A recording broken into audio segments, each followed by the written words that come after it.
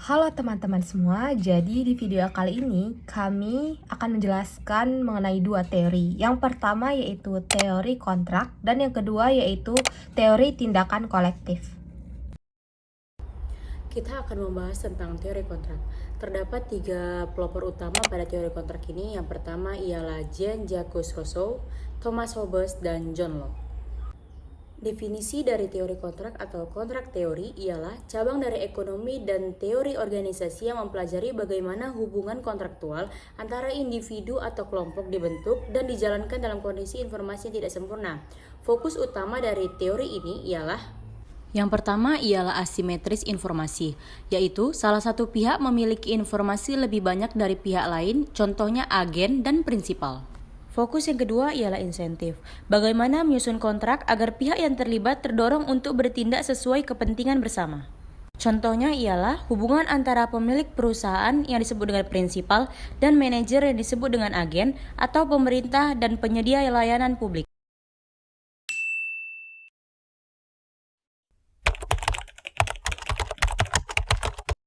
Teori kontrak pertama kali dikenalkan oleh Ronald Coase tahun 37 yang kemudian dikembangkan lebih jauh oleh Oliver Williamson melalui Transaction Cost Theory. Kontrak dibentuk bukan hanya sebagai formalitas tapi sebagai alat untuk menekan biaya transaksi dan menghindari oportunistik. Nah, oportunistik ini merupakan upaya salah satu pihak untuk mengambil keuntungan sendiri bahkan dengan cara di banyak daerah, terutama pada masyarakat agraris, kepercayaan sosial justru menjadi penegak kontrak yang paling efektif. Hal inilah yang kita sebut dengan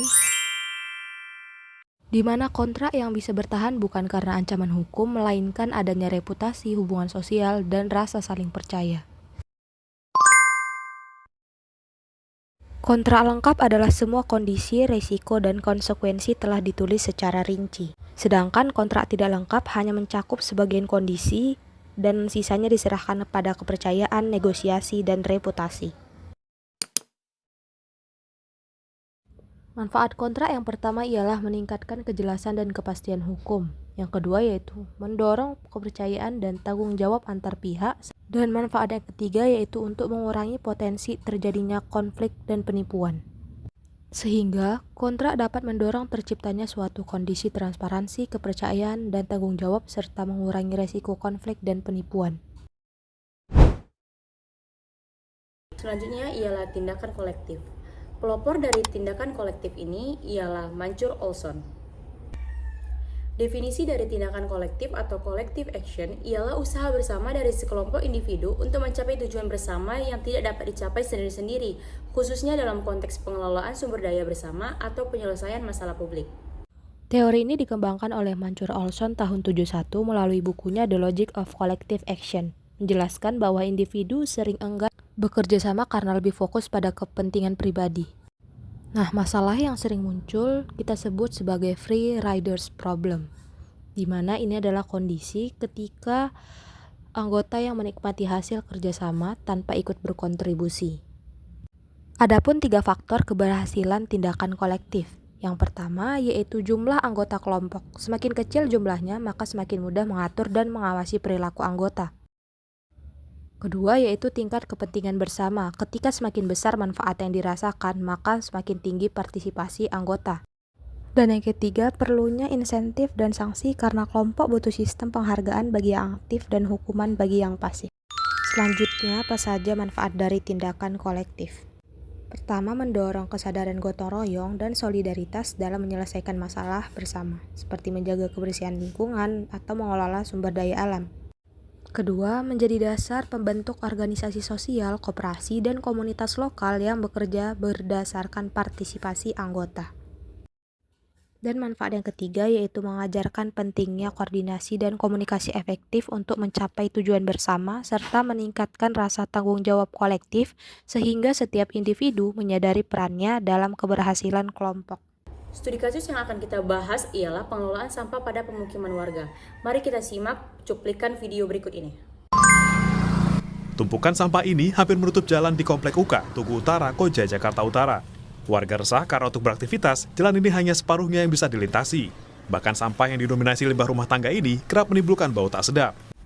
Maka, analisis dengan teori kontraknya ialah warga sebagai prinsipal menyewa jasa pengelola kebersihan yang bertindak sebagai agen. Namun, kontrak tidak jelas, yaitu tidak ada mekanisme evaluasi kinerja, insentif, atau penalti. Terdapat moral hazard di dalamnya karena petugas kebersihan tidak bekerja optimal karena tahu tidak akan ada sanksi. Solusi yang dapat diambil ialah membuat kontrak kerja yang jelas dengan indikator kerja, bonus untuk kebersihan optimal, dan penalti jika gagal. Analisis dengan tindakan kolektifnya. Yang pertama, warga harus bekerja sama untuk menjaga kebersihan dan membayar iuran.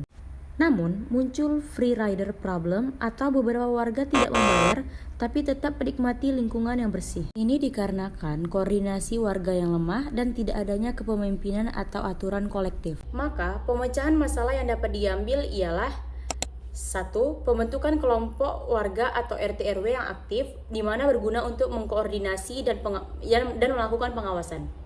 2. Kontrak kerja dengan pengelola kebersihan, yang di mana di dalamnya itu mencantumkan insentif dan sanksi. Yang ketiga, ialah sanksi sosial dan formal. Bagi warga yang tidak membayar iuran atau membuang sampah sembarangan, misalnya dapat dilakukan sanksi sosial seperti diumumkan pada grup RT atau dilakukan denda ringan. 4. Sosialisasi dan edukasi warga tentang pentingnya kebersihan dan kontribusi bersama seperti gambar yang ada di samping. Dan yang terakhir ialah transparansi penggunaan dana kebersihan. Hal ini dilakukan agar warga percaya dan mau berkontribusi. Cara ini tuh dapat dilakukan dengan pelaporan secara langsung ataupun tidak langsung, seperti yang ada di gambar di samping.